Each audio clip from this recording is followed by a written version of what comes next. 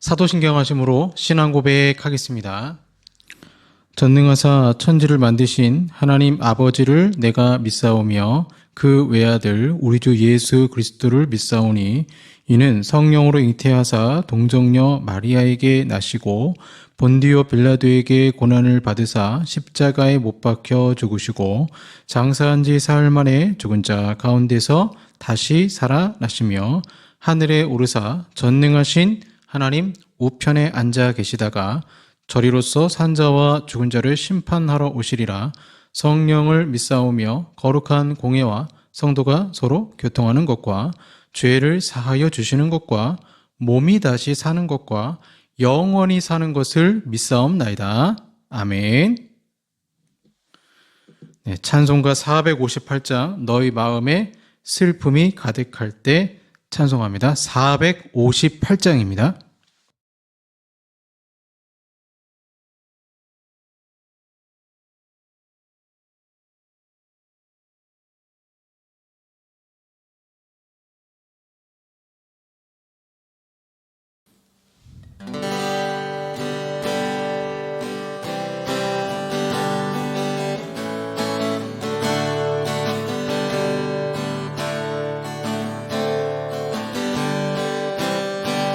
너희 마음에 슬픔이 가득할 때 주가 위로해 주시리라.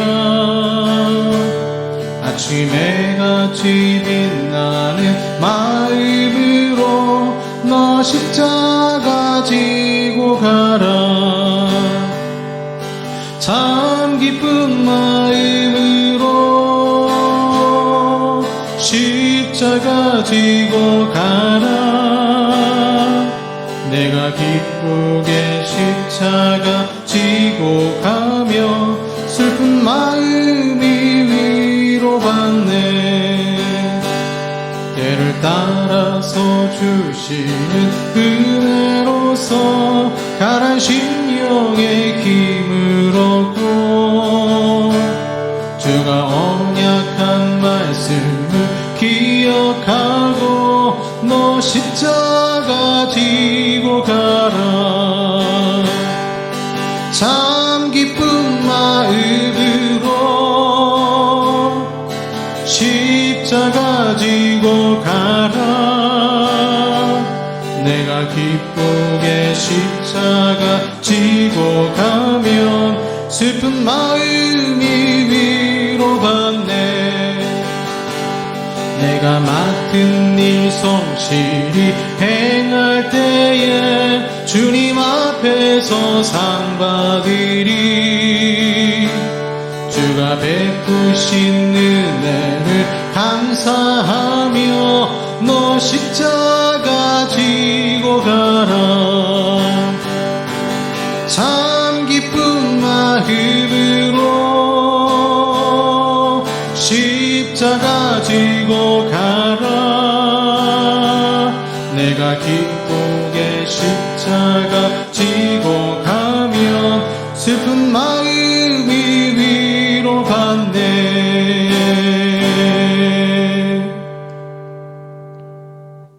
아멘. 기도하겠습니다.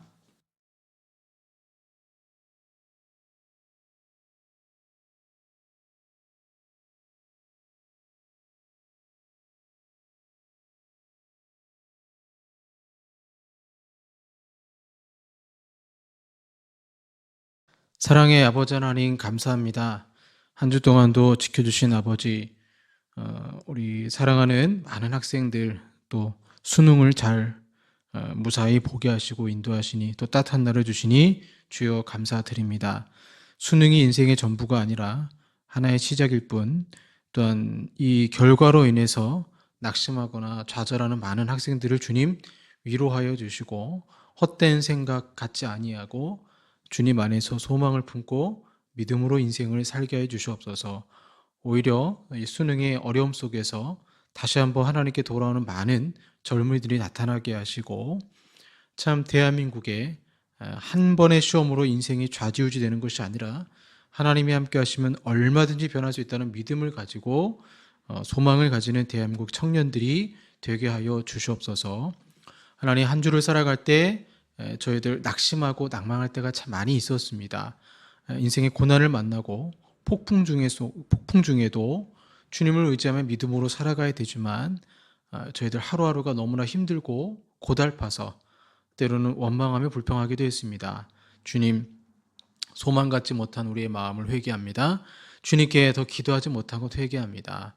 여러 가지 죄악의 모습으로 살아간 것 회개합니다. 용서하시고 오늘 아버지 앞에 나올 때 정말 깨끗한 그 마음과 심령으로 오직 성령의 충만한 가운데 예배할 수 있는 이 시간이 되게 하여 주시옵소서.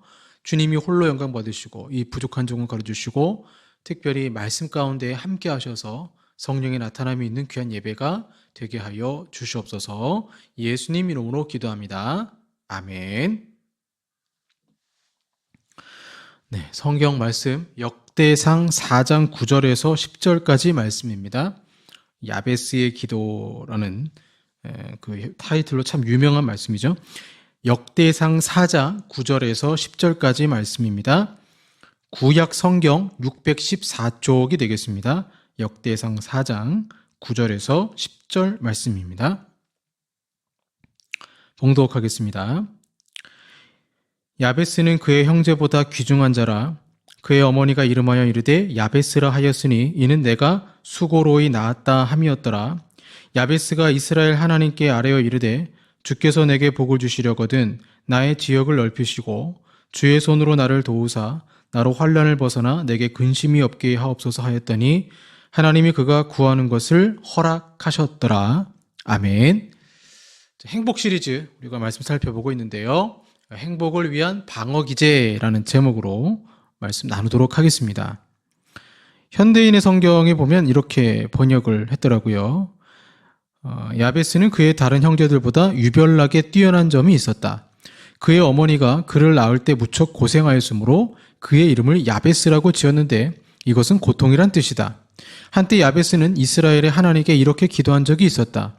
하나님이시여 나를 축복하시고 나에게 많은 땅을 주시며 나와 함께 계셔서 모든 악과 환난에서 나를 지켜주소서. 그래서 하나님은 그의 기도에 응답해 주셨다.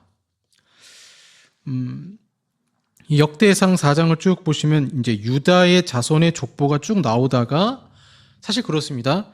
역대상에 다른 많은 족보들이 많이 나오는데 개인사가 나오는 경우는 거의 없거든요. 뭐 루벤 자손, 가세 자손, 시몬의 자손 족보가 나오지만 갑자기 툭 튀어나와서 야베스라는 사람을 유다 지파 소개할 때 야베스를 소개한다는 건 그 당시에 어떤 상황을 역전시킨 인물 중에 한 명이었거든요.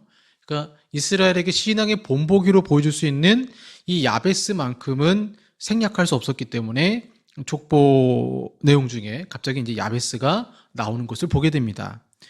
행복론에 있어서 꼭 읽어야 할 책이 있다면 저는 조지 베일런트가 지은 행복의 조건이 뭐 고전까지는 아니지만 거의 고전에 속하는 행복에 있어서 사실 행복론을 찾는 것이 과학적으로 연구하면서 심리학자들이 연구한 게 얼마 안 됐거든요. 그것이 뭐 거의 1920년대 일이니까요. 그 최초로 이제 거의 미국이 하버드 대학교 중심으로 연구를 했기 때문에 그런 부분에 있어서 좀 과학적 접근을 행복에 대해서 하고 싶다 그러면 이 조지 베일런트가 지은 행복의 조건이 참 좋은 책입니다. 이 책에 보시면 성인 발달 연구 3개 집단을 연구를 해요. 그래서 그 3개 집단의 젊은 사람들이죠. 10대 때부터 그 사람이 죽을 때까지 인터뷰를 하고 어떤 인생을 살았고 행복한 삶을 살았는지 불행했는지를 또 설문조사를 하고 찾아가서 인터뷰하기도 하고 편지를 쓰기도 하고 전화로 점검하고 이렇게 해서 자료를 모았습니다. 한 사람의 생애를 연구하는 것도 쉽지 않은데 3개의 나눠진 그룹에 총 814명을 연구한다는 것은 정말 대단한 것이죠. 이 세 집단은 좀 특이해요. 약간씩 다른 집단인데 그래서 첫 번째 대상이 하버드 법대 졸업생 집단입니다. 우리가 흔히 말하는 엘리트 집단이죠. 베일런트는 그들의 그 인생을 보면서 어떤 사람은 그 음산한 임대 아파트에서 생을 마감한 사람도 있었고, 어떤 사람은 뭐 하버드 법대를 졸업했으니까요. 뭐 외교관이나 강요 또는 베스트셀러 작가, 어떤 사업, 비즈니스계의 거물이 된 사람도 있다고 소개하고 있습니다. 최고의 대학교, 또 가정도 중산층 이상이고, 뭐 1920년대니까요. 군대 가서 전쟁까지 참여한 하버드 학생들이 있었다고 그래요. 그래서 이 전쟁을 갔다 와서 특혜까지 받은 엘리트 집단임에도 불구하고 그들의 인생을 쭉 살펴보니까 어떤 사람은 또 불행하고 어떤 사람은 이제 행복한 사람도 있었다라는 거죠. 이런 이제 하버드 법대 졸업생의 첫 번째 집단이 있고요. 두 번째 집단은 루이스 터먼 교수가 천재, IQ 뭐 몇 이상 천재 아이들 중에 특별히 여성들. 그래서 1930년대, 40년대 얼마나 남녀 차별이 심하겠습니까? 그 중에 여자 아이인데 IQ가 높고 아주 똑똑한 여성들, 가부장적인 사회에서 이 똑똑한 여성들이 자기 꿈을 펼치는지 행복한지를 조사를 했죠. 그래서 이 터먼 교수가 하다가 못했어요. 못하니까 이제 조지 베일런트가 그 나머지 연구를 하면서 책에 써 넣었습니다. 세 번째 연구 대상은 이너시티라 그래서 대도시 중심부에 있는데 저소득층 거주 지역이죠. 그 제가 성북동을 자주 가게 되는데요. 성북동을 가보니까 대사관로로 가면 진입하면 무려 뭐 밤 11시, 12시에 경찰이 있고요. 저택도 으리으리하고요. 개인 주차장도 있는 집들이 쫙 있습니다. 미국에서 보는 그런 집들이 있더라고요. 그런가 하면 차가 들어가지 못하는 언덕 위의 산동네 집들도 많아요. 그래서 성북동 쭉 올라갈 때 가끔 헥헥거리면서 올라가시는 그 어르신도 있고 뭐 올라가는 부부도 있고 아이들도 있습니다. 똑같은 성북동이지만 잘 사는 사람도 있고 못 사는 사람도 있잖아요. 그러니까 이너시티가 그런 거죠. 정말 가난한 아이들, 가난한 10대 아이들이 과연 커서 어떻게 될 것인가, 행복한 인생을 살 것인가, 불행할 것인가 연구를 한 거죠. 다시 정리드리면 세 가지 집단, 그냥 가정이 행복한 엘리트 집단, 하버드 법대 졸업생들 집단, 또 한 집단은 여성인데 천재이고 그런데 사회가 차별하는 그런 상황, 그리고 이제 이너시티라고 해서 가난한 아이들 집단, 뭐 가정도 원만치 않고요. 그래서 제가 11월은 행복에 대해서 설교를 하는데요. 행복의 조건의 책을 인용하면서 좀 성경적으로 조명을 하려고 합니다. 그래서 이 세 가지 집단 중 모두 보려고 하는데 오늘은 그 중에 이너시티의 집단, 정말 찢어지게 가난하고 우울한 유년 시절을 보냈음에도 불구하고 끝내는 행복한 노년을 보낸 그들이 있어요. 이너시티 집단이 많지는 않거든요. 정말 모든 심리학자들이 그들과 인터뷰하면서 이 아이는 정말 불행하겠구나 라고 생각했는데 노년이 너무나 행복한 그런 사람 몇 사람 있어요. 인터뷰한 게 있는데 그 부분을 좀 보면서 또 오늘 보면 야베스가 나오는데 이 야베스라는 인물이 이너시티와 비슷한 상황에 처한 성경 인물이라고 제가 생각을 했습니다. 물론 야베스의 가정이 부유할 수 있지만 적어도 오늘 본문에 보시면 야베스라는 인물이 태어났을 때 집안 환경이 역전이 됐다는 것 정도는 알 수 있죠. 왜냐하면 역대상에서 족보가 등장하다가 성경 저자는 야베스를 꼭 이야기할 필요가 있었어요. 역대상을 왜 썼느냐? 바벨론 포로로 끌려간 이스라엘 백성들에게 족보를 소개함으로 말미암아 유대인들이여 포기하지 말아라. 비록 너희가 바벨론 포로로 끌려간다 할지라도 하나님은 너희를 본토로 인도하실 것이다. 포로 귀환하실 것이다. 그러니까 우리가 이제 성경 통독한다 그러면 몇 번의 고비가 있거든요. 그 중에 하나가 뭐냐면 이 역대상의 족보가 갑자기 나오는 거예요. 그러면 이제 왜 이렇게 족보가 길어 하면서 막 지루할 때쯤 갑자기 이 4장 9절 10절 야베스의 기도가 확 튀어나오거든요.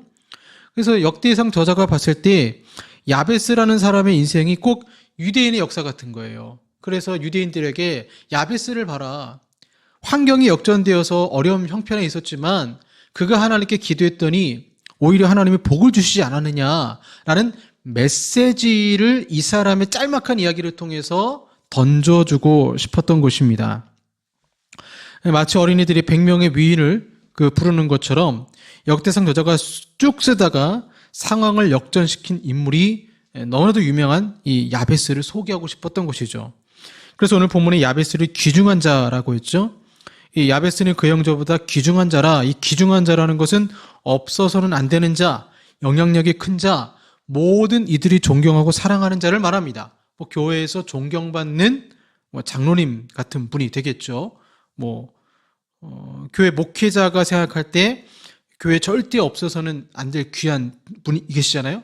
기도의 용사라든가 전도의 일꾼이라든가 모든 형제 중에 특별히 귀중한 사람이었기 때문에 역대상 4장 족보에서도 갑자기 언급이 되는 것입니다. 즉 불신앙의 시대, 믿음을 찾기 힘든 시대, 모든 사람이 살기 힘들다고 하는 그 시대에 믿음으로 산 자가 있다는 것을 성경은 말하는 것이죠. 그렇다면 과연 야베스가 처음부터 그렇게 존귀하고 복된 삶을 살았을까요? 그렇지 않습니다. 먼저 야베스라는 이름은 그의 어머니가 지어준 이름, 이렇게 나와요. 고통이란 뜻이에요. 내가 수고로이 낳았다. 당시에는요, 지금도 마찬가지입니다만 우리나라도 그렇죠. 자녀의 이름을 아버지가 짓습니다. 아버지가. 제 딸도 시은이도 시진이도 제가 이름을 지어줬는데, 시은 그러면 베풀시의 은혜은, 시진 그러면 베풀시의 진리진. 그래서 은혜를 베푸는 사람이 되거라, 진리를 베푸는 사람이 되거라 라는 이름의 뜻을 가지고 좋은 이름을 지어주죠. 그런데 야베스는 아버지가 이름을 지어주는 것이 정상인데 어머니가 고통이란 뜻으로 이름을 지었어요. 즉 어머니가 자녀의 이름을 지을 수밖에 없는 아버지의 그 당시의 부재를 의미하는 것입니다. 혹은 야베스가 태어났을 때 아버지가 죽음을 맞았을지도 몰라요. 그럴 수 있죠. 그 정신분석 심리학책을 읽다 보니까 둘째 아이가 부모가 대화하는 걸 들었어요. 둘째를 원치 않았는데 자식을 낳았다라는 거예요. 그래서 아버지가 형만 사랑해요. 낮은 자존감, 열등감을 가지고 있는 거죠.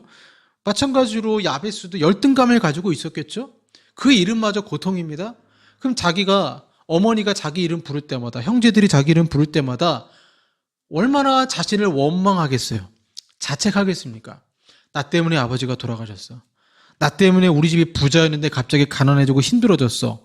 라는 열등감, 자기 자신을 보면서 낮은 자존감으로 평생 살 수밖에 없는 이름을 가진 존재가 야베스입니다. 그래서 그 이름마저 고통이고 어머니는 이 아이를 볼 때마다 인생의 고난이 떠오를 것입니다. 야베스는 자신이 태어나지 말아야 했던 사람, 어머니의 고통이라는 자의식을 가지고 자랐을 것입니다. 그러니 여러분 얼마나 불행한 어린 시절을 보냈겠습니까? 그런데 성경의 평가는 이스라엘의 귀중한 자라는 것입니다. 상황이 역전된 것이죠. 행복의 조건에서 이너시티 집단이 그렇습니다. 마치 그 미국의 할렘과처럼 상상을 초월하는 가난과 고통에서 자라난 아이들이 지금도 많죠. 책에 보면 그런 이너시티 집단에서 행복한 사람이 나와요. 바로 앤서니 피렐리라는, 제가 이제 앤서니 또는 피렐리로 말씀을 드릴 텐데, 앤서니 피렐리라는 사람입니다. 칠순을 맞이해서 이 피렐리를 이제 인터뷰를 한 거죠. 그 인터뷰 중에 이렇게 나와요. 그는 인생 초년에 이미 성공의 삶에 위협이 되는 요소란 요소는 다 경험했다. 열악한 사회 경제적 처지에다 부모의 불화, 부모님이 많이 싸웠어요. 우울증에 시달리는 어머니, 나중에 조울증까지 걸립니다. 학교 문턱에 못 가본 아버지, 콧구멍만한 아파트에서 우글거리는 8형제. 그래서 성인 발달 연구를 했던 공동연구위원들이 이 아이는 나중에 커서 비참한 노인이 되겠다라고 생각을 할 수밖에 없게끔 그런 힘든 가정 환경, 어린 시절을 보냈던 것이죠. 그래서 이 사람의 인생을 60년 동안 꾸준히 살펴본 것입니다. 그런데 그가 칠순이 됐을 때 놀랍게도 그는 눈부시게 성공했고 화려한 노년을 보내고 있었다는 거죠. 너무나도 행복한 거예요. 이탈리아에서 태어난 그의 부모는 영어를 읽지도 못했고요. 아버지는 공장 직공으로 일하면서 쥐꼬리만한 월급을 받아왔고 그나마도 허름한 동네 선술집에서 술값으로 다 날리곤 했다고 합니다. 그가 기억하는 아버지는 비열하게 짝이 없었으며 걸핏하면 무엇이든 손에 잡히는 대로 거머쥐고 앤서니의 형들에게 가혹하게 폭력까지 매질을 했다 그래요. 형들은 피투성이가 된 채 비명을 지르며 집 밖으로 뛰쳐나가곤 했고 아버지는 형들이 다치든 말든 아랑곳하지 않았다라고 합니다. 그래서 앤서니는 자신이 아주 어렸을 적에 형들은 거의 일주일에 한 번꼴로 구타를 당했지만 앤서니와 여동생이 있는데 어려서 매를 맞지 않았다라고 해요. 피렐리가 3살이 되던 해 어머니는 그만 조울증에 걸리고 말았다고 합니다. 그러니까 어머니가 너무 무력한 거죠. 여러분 그 가정에서 한 사람이 아파 보세요. 그 조울증이다. 특별히 정신적 질병이 있다고 해보세요. 얼마나 힘들겠습니까? 아버지는 폭력을 행사하죠. 어머니는 조울증에 걸립니다. 결국에는 이제 부모가 너무 심하게 다투다 보니까 별거 생활을 했고 피렐리는 10살 때, 13살 때 아버지를 따라가게 됩니다. 결국 이혼을 하게 된 거죠. 그리고 이제 연구원들이 찾아보니까 아버지는 자식 교육에 관심이 없어요. 무단 결석을 하든 말든 아무런 관심이 없었어요. 1941년에 이제 연구원 5명이 피렐리의 집을 방문했을 때 피렐리는 중앙난방도 되어 있지 않은 다 쓰러져가는 5층짜리 공동주택에서 초라하게 그지없는 생활을 하고 있었다고 합니다. 그래서 생각한 거죠. 정말 이 아이가 행복할 수 있을까? 그런데요. 행복한 노년을 보낸 거예요. 어떻게? 바로 그에게는 8형제가 있었습니다. 8명의 형제가 서로 의기투합해서 똑똑했던 이 앤서니를 동생을 위해 알바를 하면서 대학교를 보내주고 서로를 돌봐줬다 그래요. 그리고 결혼을 잘했어요. 좋은 아내를 만났는데 아내의 가족은 본인의 가정과 너무 다른 거예요. 사랑이 넘치고 그러면서 가정이 원래 이렇게 사랑이 넘치는 곳이구나 하는 걸 알게 됐겠죠. 25세에 피렐리는 공군 제대를 하고 제대 후에 군인 원호 지원금을 받아서 주택에서 이제 아내와 살고 5년 뒤에는 자녀가 2명이 있었는데 자상한 아버지가 되어 있었고 또 대학생활 때는 좋은 회계학 교수를 만나서 영향을 받게 되고 그래서 아버지가 자신에게 했던 것들, 형들에게 했던 것을 기억하면서 나는 좋은 아버지가 되겠다라는 마음을 가지고 2 아들에게 헌신적인 그런 아버지가 됩니다. 레스토랑 사업이 성공하고 또 공인회계사로도 자리를 잡게 되고 47세의 피렐리는 수영장과 테니스장이 딸린 대저택에서 가족들과 평화롭게 삽니다. 4번째로 그 탐방 연구원들이 갔을 때 이렇게 기록했어요. 그들은 서로를 무척 아끼고 사랑했다. 63세가 됐습니다. 이제 아파요. 몸이 아파요. 관상동맥 현절증이 심각해져서 사업에서 물러나고 남은 여생을 가족과 조용히 보내고 손에 쥐고 있는 것을 이제 기부하고 사유환원합니다. 70 노인이 되었을 때 피렐리는 밝은색 테니스 셔츠에다가 어떤 멋스러운 운동복 차림으로 건강한 모습을 보이면서 취미로 테니스를 치고 그러면서 이제 인터뷰하는 중에 어렸을 때 인터뷰와 내용이 약간 바뀌어요. 뭐냐? 어머니를 좀 불쌍하게 봐요. 어머니는 세상에서 가장 다정한 여인이었고 학교를 다녀본 적이 없는 어머니가 아마 자녀와 대화하는데 어려움을 겪었을 것이고 찢어지게 가난한 가운데서도 어떻게 어머니가 먹을 것을 주고 생활했는지 참 지금 신기하다. 뭐 그런 인터뷰 내용을 합니다.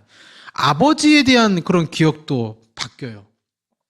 아버지가 형들을 그렇게 때리게 했던 것은 본인의 실패처럼 실패한 인생이 되지 말라고 했던 것 같기도 하고 또 아버지는 뭐 아름다운 정원을 가꾸셨고 또 아들들에게 뭐 이제 실패에 대물림하지 않기 위해서 매를 든 것이었고 본인은 때리지 않았다. 뭐 그런 얘기들을 하고 있습니다. 그래서 이 연구원들이 이 피렐리의 인생을 쭉 보면서 어떻게 이 사람이 행복한 노년을 보내고 있는가? 피렐리 2 아들도 굉장한 사람들이 되거든요. 잘 커서 성공한 사람들이 됩니다. 그 왜 그런가 했더니 한 가지 아주 그 언어 생활에 있어서 공통점이 있더래요. 연구원들이 다 기록했어요. 뭐냐? 앤서니 피렐리는 항상 감사하는 사람이었다. 상황은 정말 불행한 상황인데 항상 감사한 용어를 쓴다라는 거예요. 그래서 그가 말합니다. 나는 아버지처럼 살고 싶지 않아서 아버지처럼 무능한 존재가 되고 싶지 않아서 야망을 가지고 뭐 이렇게 삼촌 부부가 많이 도와줬는데 그 사람과 또 형제들의 사랑으로 이제 행복한 인생을 살 수 있었다라고 고백을 합니다. 그러면서 이렇게 얘기해요. 이른이 된 그에게 그러면 가장 지금 기억나는 절친한 친구가 누구입니까? 물었더니 이렇게 얘기합니다. 40년 동안 가장 절친한 친구가 내 집사람입니다. 그리고 결혼 50주년을 맞이하게 되고 큰아들은 컬럼비아 대학교에서 수학 박사학위를 취득하고 작은 아들은 대학에 다니고 있다고 합니다. 심장마비를 앓았고 수술을 했지만 꾸준히 테니스를 치고 고통이 있지만 그 아픔 속에서도 아픔을 잊고 살아간다고 고백을 하고 있습니다. 참 대단하죠? 인생이 원망 불평으로 쌓일 수도 있는데 감사하는 마음으로 행복한 인생으로 바뀐 거예요. 그래서 저는 이 피렐리 인생을 보면서 행복한 삶을 결정하는 저는 두 가지 요소가 있다고 봅니다. 첫 번째는 성숙한 방어 기제이고 두 번째는 만남입니다. 자, 피렐리를 볼까요? 사람은 환경을 만나면 방어 기제를 사용합니다. 어린이든 어른이든. 그런데 어렸다가 이제 노인이 되면 어르신이 될 때 그때 대부분의 사람들은 방어 기제가 성숙하게 됩니다. 그래서 젊었을 때는 투사, 수동 공격성, 분열, 행동화, 환상 아주 부정적인 방어 기제를 사용해요. 뭐 다 말씀드릴 수 없고 투사는 이런 것이죠. 나에게 나쁜 일이 일어날 경우 다른 사람에게 전가하는 것입니다. 그러니까 투사가 이런 거예요. 나는 명품백을 갖고 싶은데 친구가 명품백을 가지고 있으면 야, 너같이 가난한 사람이 무슨 명품백을 가지고 있냐 하면서 비아냥거리는 거죠. 공격을 하는 것입니다. 또 수동 공격성도 마찬가지죠. 수동 공격성은요, 연극 배우처럼 과장하는 것입니다. 그래서 자기가 잘못한 것이 있음에도 불구하고 화풀이를 가족에게 하는 거예요. 폭력을 행사하거나 뭐 범죄행위나 아동학대, 행동화, 과음이나 무관심, 분열 이런 미성숙한 어떤 고난의 환경 속에서 미성숙한 방어 기제를 사용하다가 나이가 들면 이렇게 바뀐다는 거예요. 승화, 유머, 이타주의, 억제라는 성숙한 방어 기제를 사용한다는 거예요. 어떤 사람이 행복한 노인은. 행복한 노년을 사는 사람은 승화, 유머, 이타주의, 억제라는 방어 기제를 사용하다라는 거예요. 그래서 이 피렐리는 특별히 제가 승화를 주목할 텐데 그의 마지막 인터뷰에서 부모에 대한 원망까지도 승화시켰습니다. 피렐리는 유머의 사람이 되었고 나이가 들면 들수록 유해진다고 하잖아요. 그리고 이타주의, 자신보다 남을 먼저 생각하게 되고 억제, 욕망에 따라 살기보다 절제하는 삶을 살게 됩니다. 성숙한 방어 기제죠. 심리학에서 성숙한 방어 기제라고 부르지만 성경이 얼마 아니겠습니까? 너무나 비슷해요. 이너시티 출신의 가난한 이민자 출신의 그런 고통스러운 나날을 보냈지만 피렐리는 행복한 노년을 보내게 됩니다. 그 원인이 저는 자신에게 있었다고 봐요. 그는 어려운 상황 속에서 미성숙한 방어 기제를 사용한 것이 아니라 어려운 상황마다 성숙한 방어 기제를 사용함으로 그 노년에 행복할 수 있었던 것입니다. 본문의 야베스는 어떻습니까? 그가 태어날 때 가정 환경은 쉽지 않았고 아버지가 없는 부재의 상황에서 어머니마저 고통 가운데 낳았던 자입니다. 그런데 그런 야베스가 불행의 상황에서 사용한 방어 기제는 승화였습니다. 승화라는 것은 고난과 고통이라는 재료를 가지고 요리를 할 때 어떤 사람은 원망과 불평의 결과물이 나오지만 기도라는 요리로 승화시킬 수도 있다는 거예요. 그는 기도해요.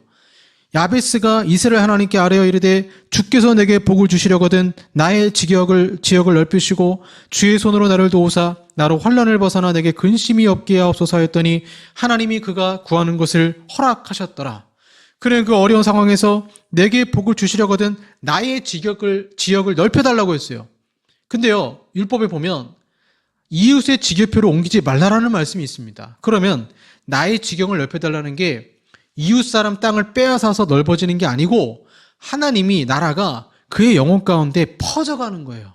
그가 하나님 나라를 위해서 충성하다가 하나님 나라가 그 영혼을 통해서 퍼져가다 보니까 사명이 퍼져가다 보니까 지경이 넓어지는 거죠. 사역의 지경이 넓어지는 것입니다. 근심이 아니라 행복하게 된다는 것입니다. 어떤 일은요? 고통과 고난의 재료로 원망과 불평, 심리학으로는 투사, 수동 공격성으로 자녀를 때린다거나 아내를 때린다거나 어느 것에 술이나 마약에 중독이 된다거나 원망 불평하며 삽니다. 미성숙한 방어 기제로 삶을 놔버리면 인생도 그렇게 흘러가는 것입니다. 피렐리가 개인적으로 인격적인 사람이었기 때문에 좋은 아내 만나지 않았겠습니까? 피렐리가 어떤 평소에 감사하는 말을 했기 때문에 형제들이 그를 보면서 소망을 가지고 도와주지 않았겠습니까? 그냥 도움만 구하는 사람이 되는 게 아니고 그에 따른 내 안에서의 방어 기제가 원망하고 투사하고 불평하는 게 아니라 감사하고 정말 하나님께 기도하면서 승화시키는 그 방어 기제 속에서 사람은 그걸 알아봐요. 사람은 그걸 알아보고 도와주는 것입니다. 그래서 상호작용이 있는 것입니다. 내가 그 마음속에 성숙한 방어 기제를 사용하면 사람들이 그것을 알고 도와준다는 거예요. 여러분, 야베스는 미성숙한 방어 기제가 아니라 성숙한 방어 기제, 승화 내지는 기도로 나아가는데 성경은 뭐라고 말합니까? 하나님이 그가 구하는 것을 허락하셨다라고 말씀하고 있습니다. 하나님이 야베스를 존귀한 자로 만들어주시고 기도에 응답하신 것입니다. 이처럼 여러분, 고난이 왔을 때 어떤 방어 기제를 사용하느냐가 중요한 것입니다. 사랑하는 여러분, 제가 예로 든 피렐리, 제가 아까 두 가지라고 그랬죠. 하나는 방어 기제고 하나는 성숙한 방어 기제, 하나는 행복의 비결이 사람이었습니다. 만남이었어요. 그가 성숙한 방어 기제를 사용했고 또한 그는 그 인생 속에서 많은, 특별히 노년을 행복하게 보낸 사람들의 공통점이 뭐냐면요, 부부관계가 좋아요. 40년, 50년 살면서 그 행복한 부부관계 속에서 자녀들도 행복한 삶을 살게 되는 것을 보게 됩니다. 야베스는 그런 좋은 자신의 안에서의 기도로 승화시키는 그런 삶 가운데 그의 이름은 고통이지만 그를 만나는 사람은 복음을 듣게 되어지고 예수를 믿게 되었겠죠. 그래서 이스라엘 사람들이 존경하게 되는 그런 신앙의 인물이 되었던 것입니다. 고난을 피할 수 있는 사람은 없습니다. 예수를 믿든 안 믿든 누구든지 고난은 오게 마련입니다. 행복한 인생이란 고난이 없는 인생이 아니라 고난이 왔을 때 이를 성숙한 방어 기제를 사용하며 기도하며 감사하는 사람입니다. 지금 현재 고난당하는 성도들이 야베스처럼 기도하고 성숙한 방어 기제를 사용한다면 저는 얼마든지 그 인생은 바뀔 수 있다라고 생각합니다. 행복은 쉽게 찾아오지 않습니다. 하지만 내 마음을 바꾸면 빨리 찾아오기도 하고, 아니, 지금 상황이 행복하다는 것도 발견할 수 있습니다. 행복을 위한 방어 기제를 내가 고난을 만났을 때 어떻게 대처하는지를 한번 살펴보시고, 피렐리처럼, 에서리 피렐리처럼, 또 오늘 본문에 나오는 야베스처럼 인생을 역전시키시는 귀한 은혜의 삶을 사시기를 축원합니다. 기도하겠습니다. 하나님, 고통 가운데 부르짖을 수밖에 없었던 야베스의 기도를 들으시고 그는 인생을 놔버리는 것이 아니라 소망 가지고 행복한 삶을 산 것을 주어 보게 됩니다. 성숙한 방어 기제를 사용하여 저희들 특별히 성령의 열매를 맺으며 인내하고 참고 나아가 감사하는 삶으로 행복을 누릴 수 있도록 주어 도와주시고, 주님은 분명히 응답하셨습니다. 소원을 들어주셨습니다. 주님, 그러한 기도하고 응답받는 놀라운 축복의 삶을 사는 우리 모두가 되게 하여 주시옵소서. 예수님 이름으로 기도합니다. 아멘. 찬양하겠습니다. 왜 슬퍼하느냐? 왜 걱정하느냐?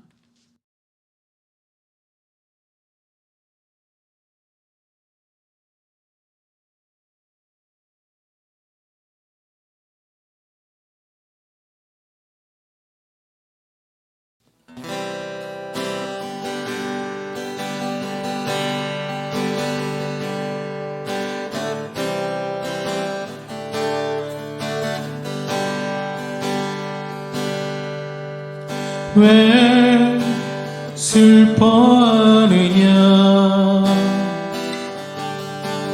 왜 걱정하느냐? 무엇 두려워하느냐? 아무 염려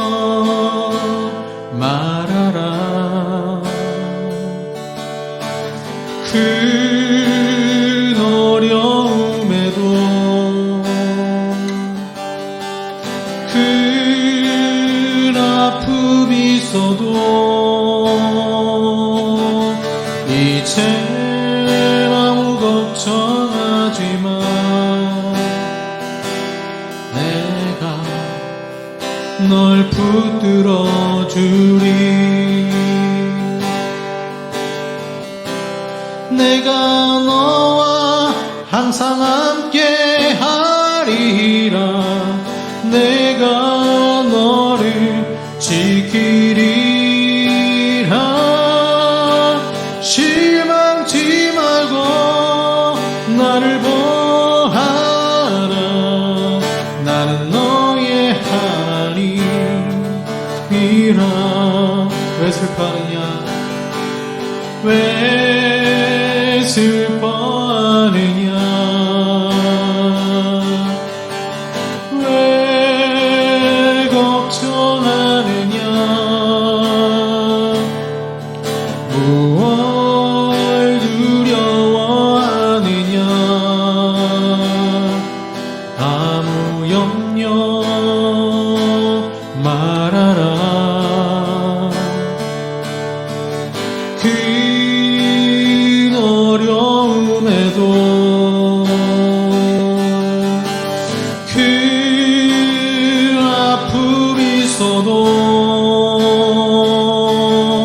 이젠 아무 걱정하지 마. 내가 널 붙들어 주리.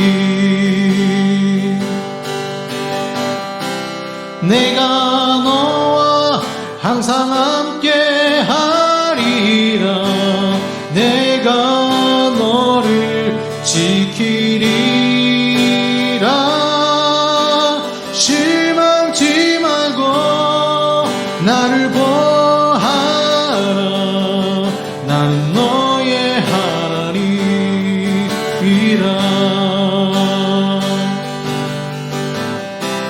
내가 너와 항상 함께 하리라.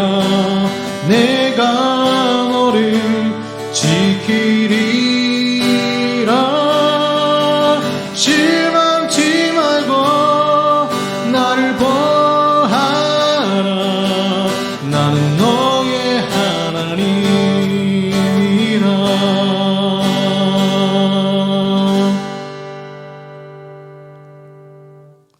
기도하겠습니다.